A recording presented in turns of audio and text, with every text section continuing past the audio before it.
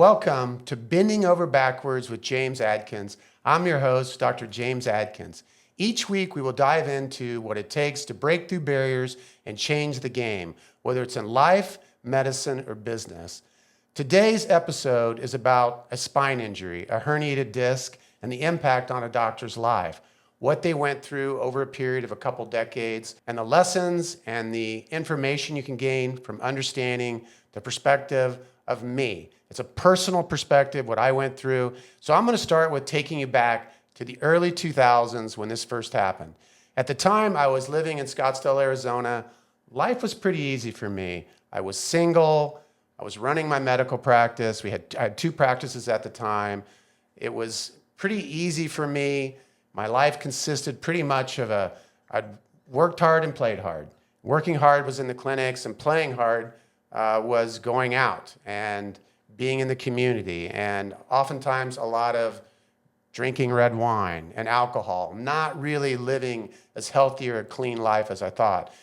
In addition, at that time, my undergrad focus was all about nutrition, so I thought I understood how to eat cleanly. In the early 2000s, I was concerned about a macro diet, but not really concerned about the micro diet, not really concerned about my gut health. I didn't want to eat too many carbohydrates, so I was concerned about a protein-fat to carbohydrate ratio. But two things I was not doing that would end up costing me significantly. I was not training my core, and I was not really eating cleanly. So essentially, my body was inflamed, and even though I'd go out and run a 10K, I thought I was healthy. I was going to the gym occasionally. I was skiing, traveling the world, snowboarding, pretty much all the outdoor activities. I would go run a 10K without even thinking about it, but I wasn't training my core, nor was I really aware of the silent, secret inflammation that was creeping up on me. And then, bam, it happened. I had my spine injury. It was in the early 2000s, and I had acute herniated disc.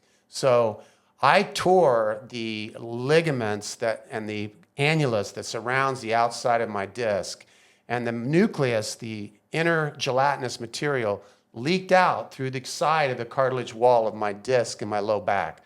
That material squirted out into the spinal cord and into my neural structures. And what it did was it caused a radiculopathy, or burning, shooting pain into my leg. The typical things happen when you have an acute, significant injury like that. I had pain, obviously. I had spasm. I was having trouble sleeping. My body was very inflamed. The reality was I was suffering through an acute herniated disc and the corresponding symptoms that occurred with that. Burning, shooting, tingling pain from my low back into my leg. It was numb and painful. It was weak. The herniation was significant enough that it was crushing the neural elements, and I had trouble lifting my foot against gravity.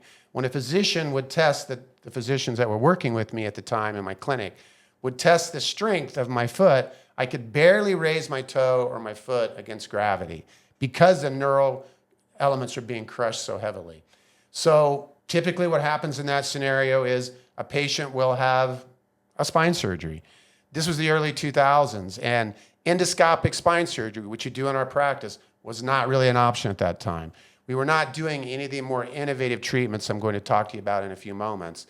You simply had a couple options. Get an epidural, see a chiropractor. So that's what we did. I had a surgery center. I had my own surgery center. So we had one of the physicians who worked with me inject me. He was an anesthesiologist, a pain physician, and he injected me with a corticosteroid in my low back. That helped ease my pain. And then in addition to that, I would see the chiropractor who worked in my clinic. I would get active release technique. I would get injections. So that's pretty much the course of treatment that happened in the early 2000s for my back pain. I had had injuries before. I had had aches and pains, overuse syndrome. I would get adjusted, but my back pain would always go away.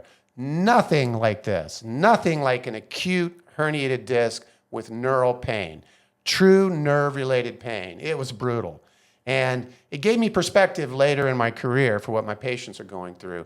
But again, the two takeaways I want to make sure I share was, number one, at that time, we didn't have some of the treatment options we had today. Even though I had access to all the latest, greatest treatments, pretty much the only thing we were doing in the early 2000s were epidurals and chiropractic treatment or traction. So we did those type of treatments. The other thing that happened to me that was quite profound was within a period of about 3 days of my injury, I started getting depressed. It was amazing. I was afraid for my future. I was concerned about the clinic, the employees I had. Was I going to recover from this? Was I going to end up needing a steroid injection? Was I going to need a surgery? What was I going to do? The fear became pretty palpable, but we muddled through it and I overcame the injury. And then fast forward 10 years later. 10 years later, in about 2014, I started having symptoms again. The last 10 years, I'd had some symptoms, but they were mild. But in 2014, things became really bad. My hip, I would notice when I would go for a walk with my wife's from Europe, if we would go for a long period of time walking like you do in Europe, you don't do so much of that in Arizona, you drive in your car everywhere. But when I would go for a walk, my hip would start to really give me pain, the front of my hip. Significant pain to where I was having trouble walking, my hip was inflamed. So when we came back from Europe, I decided that I would try an injection in my hip to see if it would help. At that point, we're now at 2014. It had been about 10 years since my injury. And so instead of putting a steroid injection in my hip, we decided to do a newer treatment called a platelet-rich plasma injection, or PRP injection. Now, you may know when you have an injury to the body, your body, whether you have a cut, or you have a sprain or a strain, your body can activate these platelets. And these platelets, when they're activated, they bring different cells into the area to heal the tissue, your own cytokines and your own growth factors. So with my hip, we decided to pull my own platelets out. We spun the platelets down, injected it back into the space in my hip, my space where the bone from your femur sits in the socket. That provided instant relief. It was amazing. I got complete relief for 9 months. About 9 or 10 months later, and I know this because I just looked this up on my medical records, about 9 or 10 months later, my hip pain started to come back. I was walking out of a restaurant and I stepped in a hole and I sprained my ankle. It was the same side that I'd had the previous herniated disc, the radicular nerve-related symptoms. And when I had that injury, it didn't heal. It just wouldn't heal. And the reason it wouldn't heal was because I still had weakness on the right side of my body from the previous nerve compression in my low back. So even though my ankle pain went away, I started having knee problems on that side. I started having toe problems on that side. My hip pain came back with a vengeance. So this time what we did, we pulled my own bone marrow aspirate, concentrate out of my own iliac crest. This is about 2015, about 10 months later. We pulled my own bone marrow out of my hip, injected it back into the torn labrum, the space in my hip that had become inflamed, that had started giving me pain. We also injected that bone marrow into my knee and into my big toe. Remarkable. Stopped my toe pain, stopped my knee pain, stopped my hip pain. Now, here's what I decided to do differently in 2015 that I hadn't done in 2004, which is a takeaway for anybody with a spine problem. I decided after we injected the bone marrow aspirate concentrate into my hip, my knee, and my ankle, that I was going to also strengthen and stabilize those structures. Even though I'm a spine doctor, even though I run a pain and spine program, even though I know better, when I'd had my injury, all I wanted to do was treat it passively like spine doctors are trained to do. I got injections. I got chiropractic treatment. And yeah, I stayed active, but I was not training my core specifically for the injury I had, not developing the proper movement patterns I needed to prevent that kinetic chain from collapsing.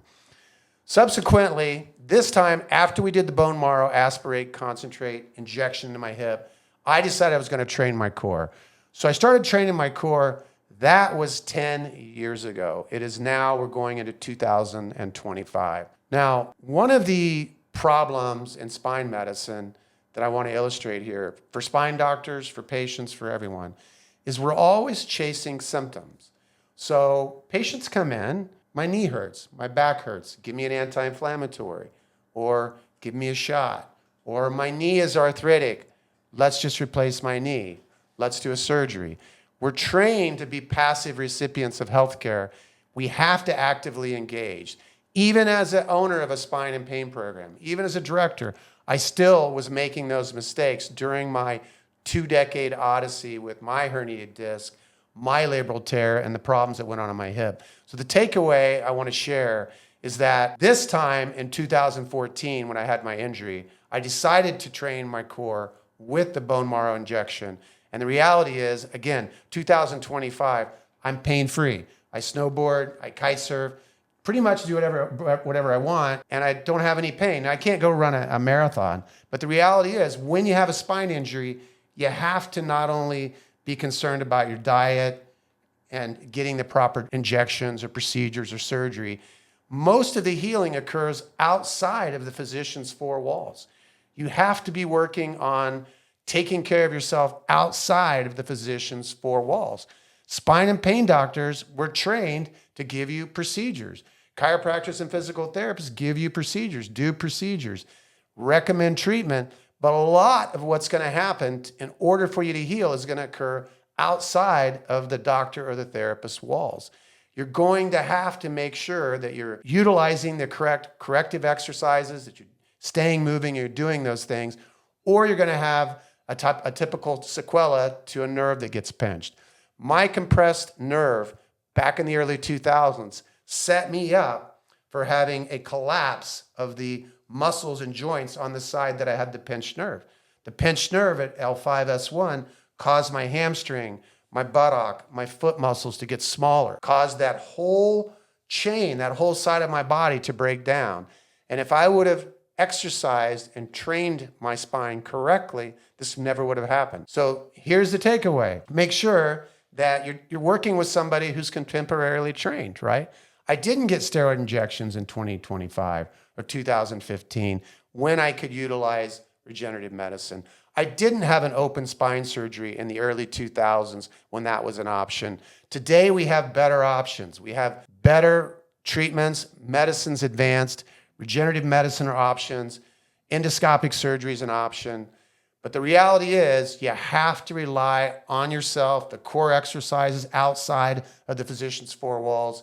You have to eat cleanly and you have to do your part, or you're going to have a typical sequela or the outcome to having an injury down the road. So the key takeaways for this conversation include number one, make sure that if you're getting a spine, a pain, injection procedure, that you're seeing a group of physicians that are up to date with regenerative medicine pathways, with regenerative medicine treatments that offer endoscopic procedures versus just open procedures if you're going to have a surgical procedure, that you're working with a chiropractor or a physical therapist that spends a lot of time teaching you what to do outside of their office versus just what's going on inside the clinic. They're teaching you ways to take care of yourself at home. Thank you for listening to Bending Over Backwards with James Adkins. I hope today's episode encourages you to push past boundaries, embrace new challenges, and stand taller in your own shoes. Thank you.